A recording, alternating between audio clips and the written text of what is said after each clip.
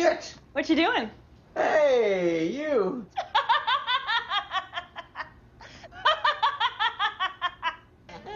That said, we have to leave the restaurant right now. Why? What happened? My friend, my protector, Sheila. God! You know what? I actually don't mind the plot of this movie. So David Spade plays Tim, a businessy McBusinessman. He's single. He goes out on a blind date at the beginning of the movie with one of two Missies that we have in the film. The first Missy being Lauren Lapkus. It doesn't quite go so well with her being crazy thing and all, so he figures the two of them are most likely never going to see each other again. But then he meets another Missy because of this mix-up that happens at an airport with their luggage. This one is played by Molly Sims. The two of them, honestly, hit it off with each other relatively well. In their scene together in the airport, when they're sitting at the bar, just talking, conversating, their chemistry was good. I actually wouldn't mind seeing where it goes between these two. But, the movie's not interested in those two in any way, shape, or form. Instead, David Spade is texting who he thinks is Molly Sims about going on this business trip to, a Happy Madison tropical island, whatever. So he thinks they're going to have this romantic weekend getaway with each other since they've just been communicating via text. But on the plane, oh man, mix up shenanigans, and now he's stuck on this trip on this tropical island with the girl that he had a bad blind date with. Like I said, I can see this plot line working. I definitely can. Where it doesn't work is I enjoyed seeing David Spade and Molly Sims together in that one scene so much, and when she leaves the movie, there goes any trace of dignity that maybe this movie once had. The other Missy, the wrong Missy that we're stuck with for the rest of the movie, obnoxious doesn't even cover it. This blind date at the beginning of the movie, I was sitting there thinking, this feels like you're spending 5 minutes trapped in a room with like a musical YouTube vlogger who snorts unicorn frappuccinos and only reviews glitter. And here's what I hate about this kind of movie. Aside from this character being so annoying that she makes Jar Jar Binks look like Maximilian Schell, what I hate about this kind of movie is that it hit me about 30-40 minutes in, and I went, I've seen this movie before. I've seen this character before. Remember All About Steve, the one with Sandra Bullock being crazy because the movie is made by people who don't realize this person needs serious therapy, at the very least a straitjacket? That's this. Pretty much the same character.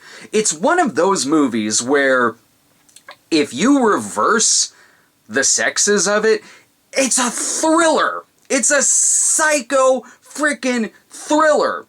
Right down to her telling David Spade, oh, well, it's a good thing you called me because I was about ready to jump off of a bridge. On their blind date, just pulling out a giant Crocodile Dundee knife. Not to mention when he wakes up on the airplane from being asleep and he looks down and she's randomly giving him a hand job. That's the first of 2 rape scenes in the film, where later on he wakes up asleep in bed and she's just writing him. Almost a thriller. Pretty, you know what, you just kind of switch out the soundtrack, do a little weird editing with it. It might as well be a psychological thriller that we're watching. But the movie plays along with all of the tropes you have with this kind of rom-com. He thinks he wanted to be with Molly Sims, but over the course of the movie, he gets to know Lapkus a little bit better. But the third act breakup has to happen again. Second review of the day where I've mentioned the third act breakup. I think it's the third act breakup that I've seen just in this day alone. In this case, she finds out that, oh no, there was a giant mix-up with the text. He thought he was texting the wrong person. And now Lauren Lapkus is really mad about this and storms out and wants to leave. You know what David Spade should do in that instance? How about he just says, hey, you know what? Maybe now we're even for the 2 times you raped me. So, okay, yeah, I'm sorry about the text mix-up. We're good now. And then the other Missy shows back up, Molly Sims does, but hey, you know, he thought he wanted to be with Molly Sims, he misses Lauren Lapkus, so that puts a real dent into maybe Molly Sims and David Spade getting to know each other when they're sitting there at dinner, and he's missing the wrong Missy.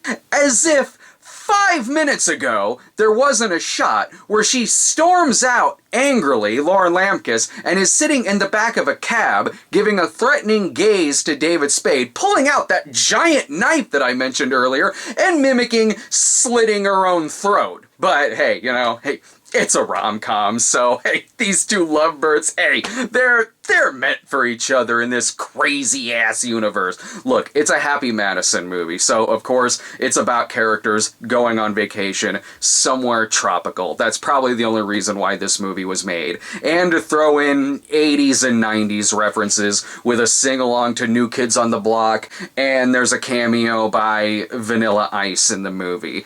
Look, long story short, this movie has a scene where Crazy Missy falls off a cliff that's the size of a skyscraper, bangs along the side of it, hits a branch on the way down, and then just plummets right onto the sand. She's fine. She's just a little drunk. You just gotta wheel her back to her room. It's all good. Then David Spade, towards the end, falls out of like a 3-story window and bashes his head on a rock. He's alright. He's just gotta have his foot twisted back into place. This movie doesn't care. This movie doesn't give a shit. So if this movie doesn't care, why the hell should I? I hated this movie. I hated this movie. To quote Laura's review of this year's other classic, Doolittle, I hated this movie. I give this movie an excruciatingly low blind date. Just watch Blind Date if you have it on VHS like I do. This is one of the most underrated comedies of the 1980s. Hilarious. 1,000,000 times the movie The Wrong Missy is. I hated this movie. Alright, so subscribe to us at youtube.com/StonedGremlinProductions. Also follow us on Twitter at The Cinema Snob. Thanks for watching.